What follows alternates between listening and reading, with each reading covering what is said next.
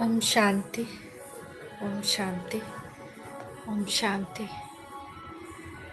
तो आज निद्राजीत बनने पर तीसरा भाग ये अव्यक्त मुरली है 6 फरवरी 1980 की।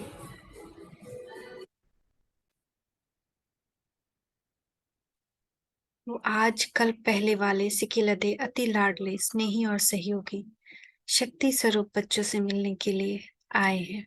तो आज बाबा 5000 वर्ष पहले जैसे उन्होंने हमें खोज लिया, लाडले हम उनके बच्चे, स्नेही बच्चे, सहयोगी बच्चे, शक्ति स्वरूप बच्चों से मिलने आए हैं। महसूस करें इस बात को। बाबा हमसे मिलने आए, हमारे पास है, उनकी ऊर्जा को महसूस करें। बाप दादा अपने सहयोगी बच्चों के साथ ही रहते हैं। सहयोग और स्नेह का अटूट धागा सदा विनाशी है। वाह वाह वाह वाह वाह। आज वतन में बाप दादा अति प्यारे बच्चों के स्नेह की माला बना रहे थे। स्नेह तो सब हो, फिर भी नंबरवार तो कहेंगे।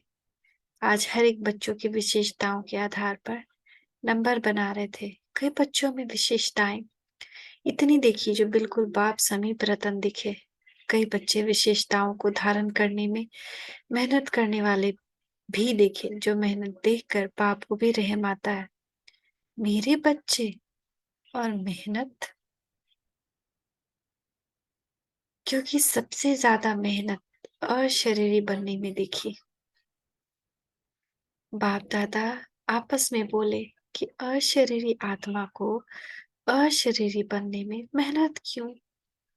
शरीर से तो आत्मा कभी जुड़ी नहीं है, फिर क्यों मेहनत है? ब्रह्मा बाप बोले 84 जन्म चोला धारण कर पाठ बजाने के कारण पाठ बजाते बजाते शरीरधारी बन जाते हैं। शिव बाप बोले पाठ बजाया, लेकिन अब समय कौन सा है? समय की स्मृति प्रमाण कर्म भी स्वतः ही वैसा होता है। ये तो अभ्यास है ना। बाप बोले अब पाठ समाप्त कर घर जाना है। पाठ की दृष्टि तो छोड़नी पड़ेगी ना। घर जाना है तो ये पुराना शरीर छोड़ना पड़ेगा। राज्य में अर्थात स्वर्ग में जाना है तो ये पुरानी ड्रेस छोड़नी पड़ेगी। तो जब जाना ही है तो भूलना मुश्किल क्यों? जाना है कि यह भूल जाते हो? आप सभी तो जाने के लिए एवर रेडी हो ना, कि अभी भी कुछ रस्सियां बंधी हुई है? एवर रेडी हो ना। ये तो बाप दादा ने सेवा के लिए समय दिया हुआ है। सेवाधारी का पाठ बजा रहे हैं, तो अपनी को देखो, ये शरीर का बंधन तो नहीं, अथवा ये पुराना चोला टाइट तो नहीं? टाइट ड्रेस तो पसंद नहीं करते हो ना। ड्रेस टाइट होगी, एवर रेडी नहीं होंगे। बंधन मुक्त अर्थात लूज ड्रेस, टाइट नहीं। ऑर्डर मिला, सेकेंड में गया। ऐसे बंधन मुक्त योग युक्त बने हो। जब वादा है कि एक बार दूसरा नहीं, तो बंधन मुक्त हो गए ना। शरीरी बनने के लिए 4 विशेष बातों का टेंशन रखो। पहला, कभी भी अपने आप को भुलाना होता है तो दुनिया में भी सच्ची प्रीत में खो जाते हैं। तो सच्ची प्रीत ही भूलने का सहज साधन है। प्रीत दुनिया को भुलाने का साधन है, देह को भुलाने का साधन है। तो जब भी कोई देहधारी के भी प्रीत में होता है तो दुनिया भूल जाता है ना। तो यहाँ तो बेहद का बाप है, उसकी प्रीत में तो ऐसे ही अशरीरी हो जाते हैं। दूसरी बात, सच्ची मीत भी दुनिया को भुलाने का साधन है। अगर 2-3 मास आपस में मिल जाए तो उन्हें स्वयं की न समय की स्मृति रहती है। अगर 2 मीत आपस में मिल जाए तो देखिए, दुनिया में भी 2 चाहने वाले मिल जाते हैं तो तीसरे की परवाह ही नहीं होती। तो वैसे ही एक बाप और दूसरा मैं, 2 आत्मा और परमात्मा, अगर 2 सच्चा मीत मिल जाए तो फिर किसकी स्मृति रहेगी? तीसरा बात, दिल की गीत, अगर दिल से कोई गीत गाते हैं तो उस समय के लिए वह स्वयं और समय को भूला हुआ होता है।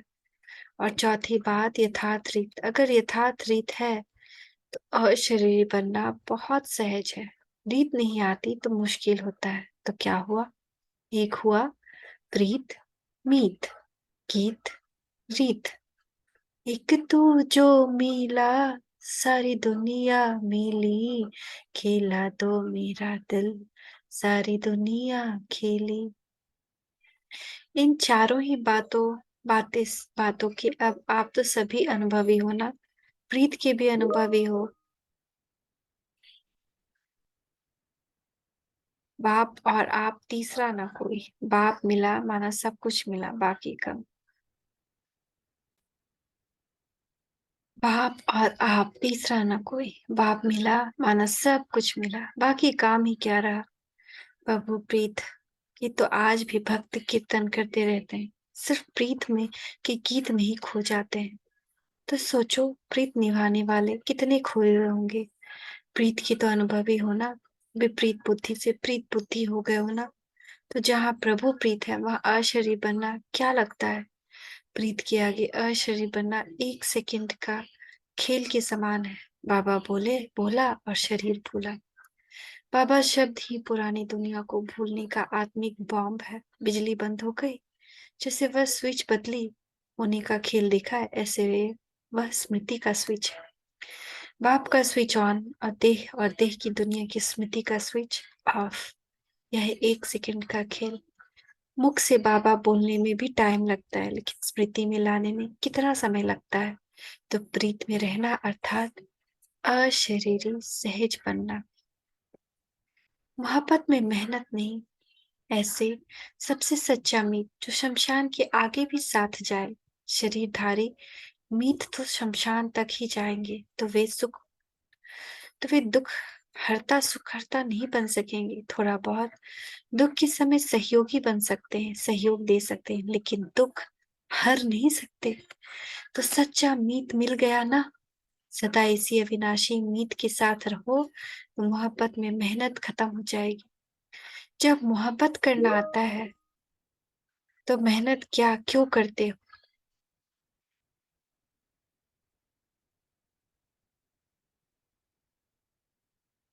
बाप दादा को कभी कभी हंसी आती है, जैसे किसी को बोझ उठाने का अभ्यास होता है। उसको आराम से बिठाओ तो बैठ नहीं सकता, बार बार बोझ की तरफ भागता है और फिर सांस भी फूलता है। तो पुकारते हैं छुड़ाओ।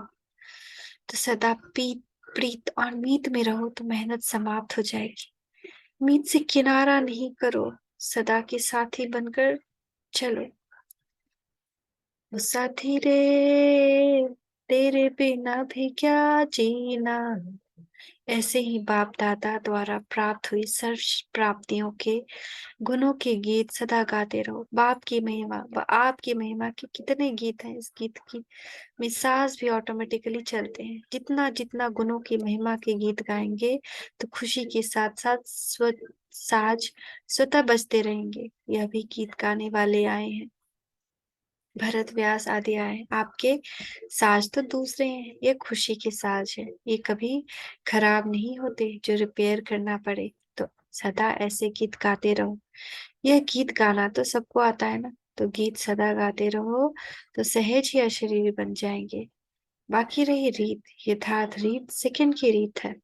मैं अशरीरी आत्मा हूँ, ये सबसे सहज यथार्थ रीत है। सहज है ना, जैसे बाप की महिमा है कि वह मुश्किल को सहज करने वाला, ऐसे ही बाप समान बच्चे भी मुश्किल को सहज करने वाले हैं। जो विश्व की मुश्किल को सहज करने वाले हैं वह स्वयं मुश्किल अनुभव करें, यह कैसे हो सकता है।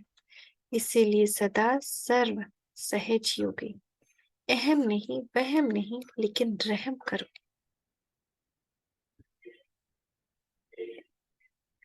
तो बाबा कह रहे हैं अहम नहीं करना है, वहम नहीं रखना है, लेकिन रहम करना है। संगम युगी ब्राह्मणों के मुख से मेहनत है वो मुश्किल है, ये सब मुख से क्या, लेकिन संकल्प में भी नहीं आ सकता। तो इस वर्ष का विशेष अटेंशन सदा सहज योगी। जैसे बाप को बच्चों पर रहम आता है, वैसे स्वयं पर भी रहम करो और सर प्रति रहम दिल रखो। टाइटल रहम दिल का तो आप सबका भी है ना, अपना टाइटल याद है ना, लेकिन रहम दिल बनने के लिए एक छोटी सी गलती करते हो। रहम भाव के बजाय अहम भाव में आ जाते हो तो रहम भूल जाते हो। कोई अहम भाव में आ जाते हैं, कोई वहम भाव में आ जाते हैं, पता नहीं पहुंच सकेंगे कि नहीं पहुंच सकेंगे, यथार्थ मार्ग है या नहीं है। ऐसे अनेक प्रकार के स्वयं के प्रति वहम भाव और कभी कभी नॉलेज के प्रति वहम भाव, इसलिए रहम का भाव बदल जाता है। समझा? दिल शिकस्त नहीं बनो, लेकिन सदा दिल तख्त नशीन बनो। तो समझा इस वर्ष में क्या करना है? इस वर्ष होमवर्क दे रहे हैं, सहज योगी बनो, रहम दिल बनो और दिल तक नशीन बनो।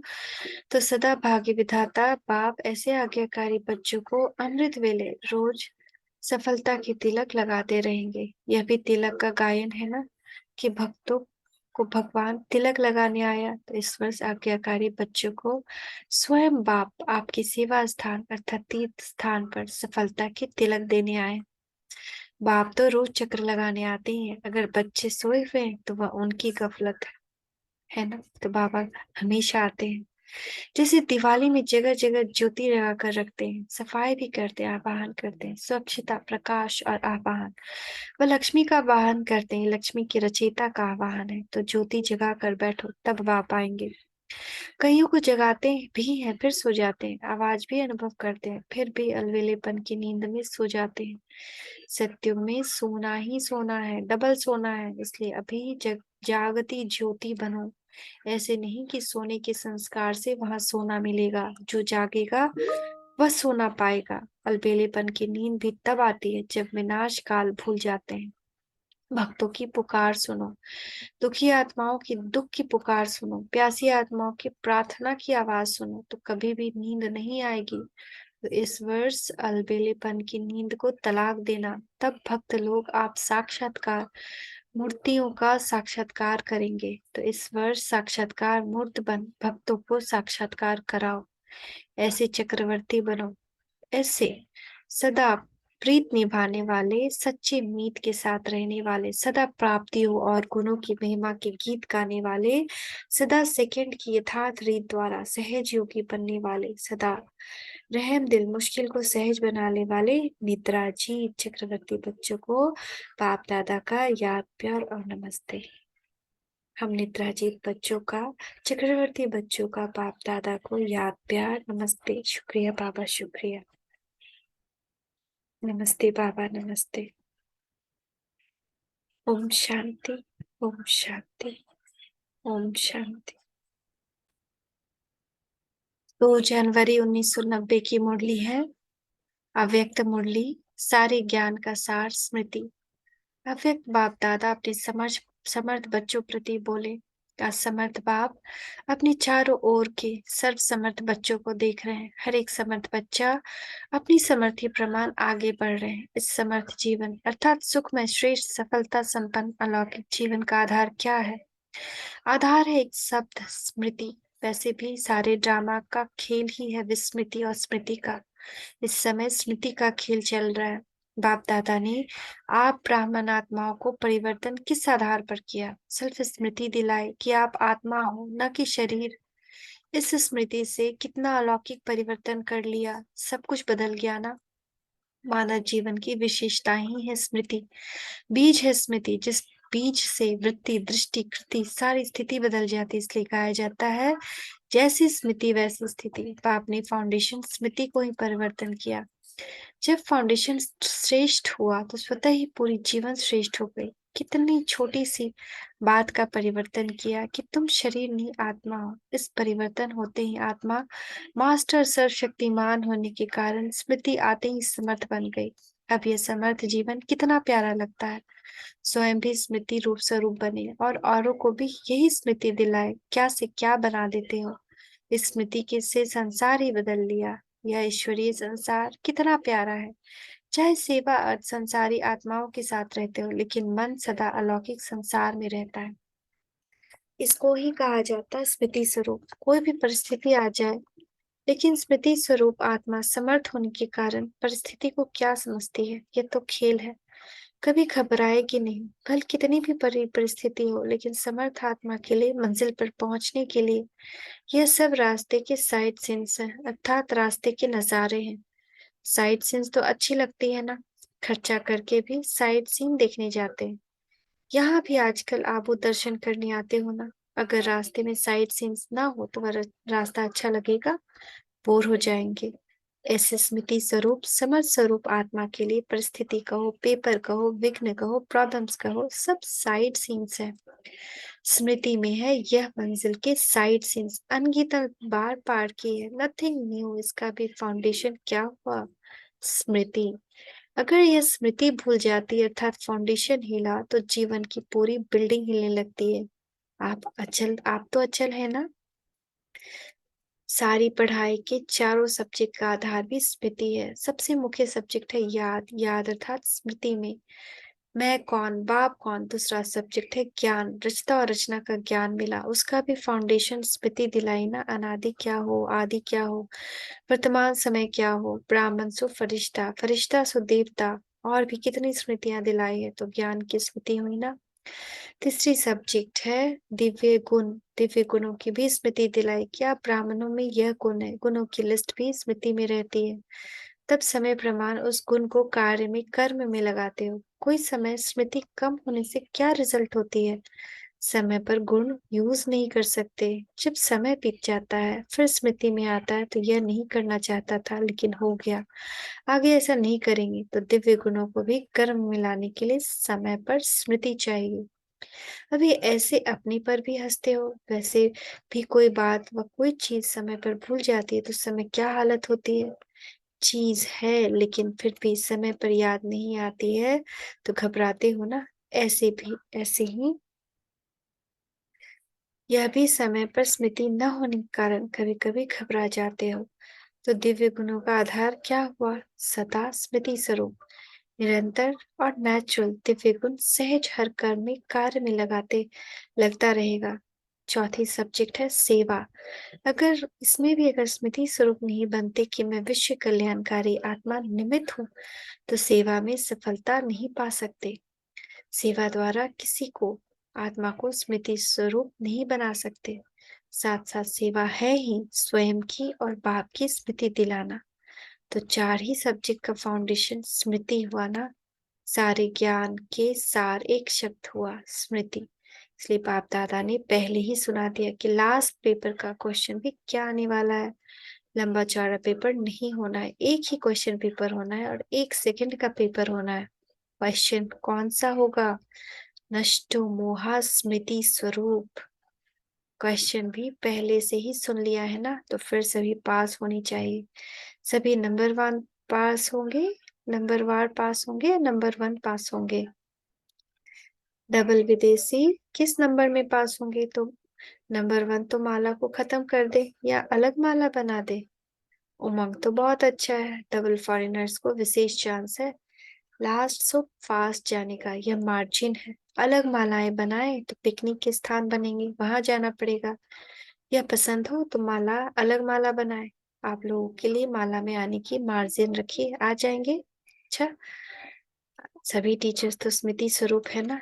चारों सब्जेक्ट में स्मृति स्वरूप। मेहनत का काम तो है नहीं, टीचर्स का अर्थ ही है अपने स्मृति स्वरूप फीचर्स से औरों को भी स्मृति स्वरूप बनाना।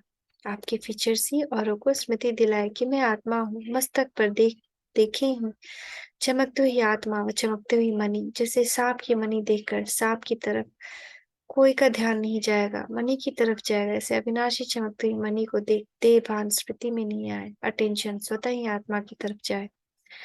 टीचर्स इसी सेवा के निमित्त हो और स्मृति वालों को स्मृति दिलाना यही सेवा है। समर्थ तो हो या कभी कभी घबराती हो। अगर टीचर्स घबरा जाएंगी तो स्टूडेंट क्या क्या होगा? टीचर्स अर्थात सदा नेचुरल, निरंतर स्मृति स्वरूप, सुसमर्थ स्वरूप। जैसे ब्रह्मा बाप फ्रंट में रहा तो टीचर भी आगे होना, निमित्त माना आगे।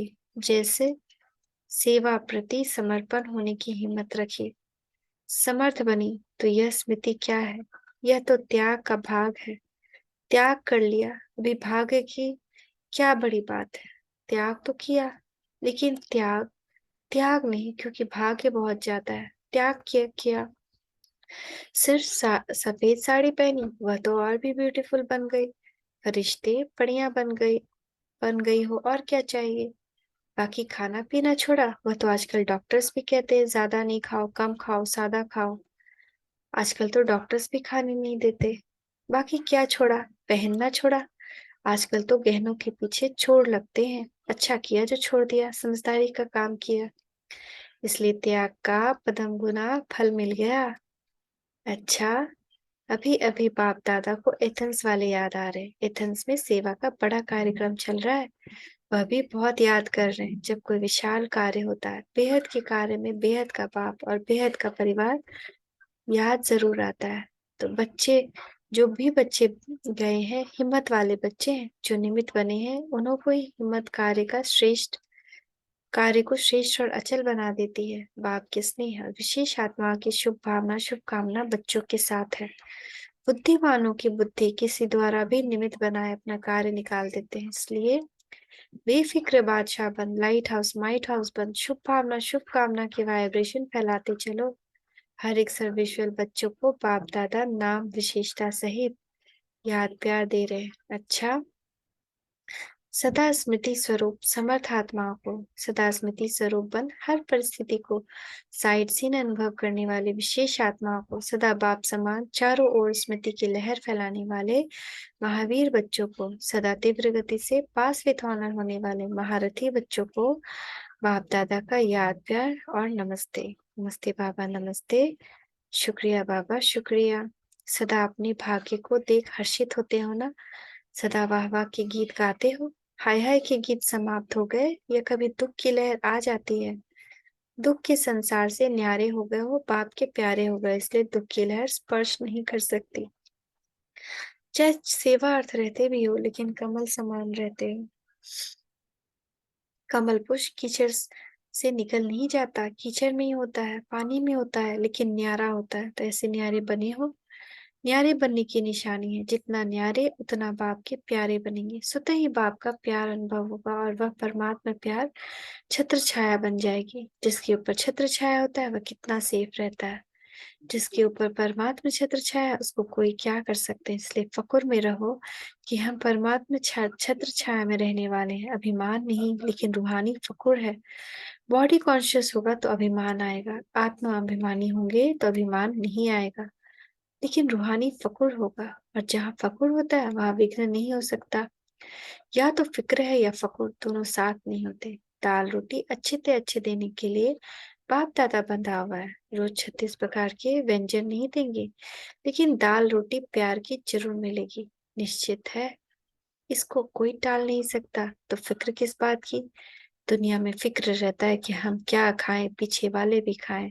तो आप भी भूखे नहीं रहेंगे, आपके पीछे वाले भी भूखे नहीं रहेंगे। बाकी क्या चाहिए? डनलप के तकिए चाहिए क्या? अगर डनलप के तकिए व बिस्तर पे फिक्र की नींद हो तो नींद आएगी? बेफिक्र होंगे तो धरनी पर सोएंगे तो भी नींद आ जाएगी।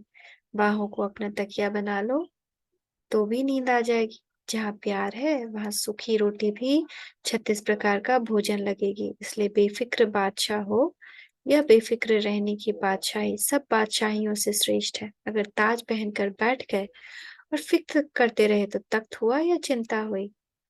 तो भाग्य विधाता ने आपके मस्तक पर श्रेष्ठ भाग्य की लकीर खींच दी। बेफिक्र बादशाह हो गए। वह टोपी या कुर्सी वाले बादशाह नहीं, बेफिक्र बादशाह। कोई फिक्र है? पौत्रों धौत्रों का फिक्र है? आपका कल्याण हो गया तो उन लोगों का जरूर होगा। तो सदा अपने मस्तक पर श्रेष्ठ भाग्य की लकीर देखते रहो। वाह मेरा श्रेष्ठ ईश्वरीय भाग! धन दौलत का भाग्य नहीं, ईश्वरीय भाग्य। इस भाग्य के आगे धन तो कुछ नहीं है, वह तो पीछे पीछे आएगा। जैसे परछाई होती है, वह आप ही पीछे पीछे आती है, या आप कहते हो पीछे आओ। तो ये सब परछाई है, लेकिन भाग्य है ईश्वरीय भाग्य। सदा इसी नशे में रहो। अगर पाना था तो सदा को पाना है। जब बाबा और आत्मा विनाशी है तो प्राप्ति विनाशी क्यों? प्राप्ति भी अविनाशी चाहिए। ब्राह्मण जीवन है ही खुशी का। खुशी से खाना, खुशी से रहना, खुशी से बोलना, खुशी से काम करना। उठते ही आंख खुली और खुशी का अनुभव, रात को आंख बंद हुई और खुशी से आरामी हो गए। यही ब्राह्मण जीवन है। अच्छा,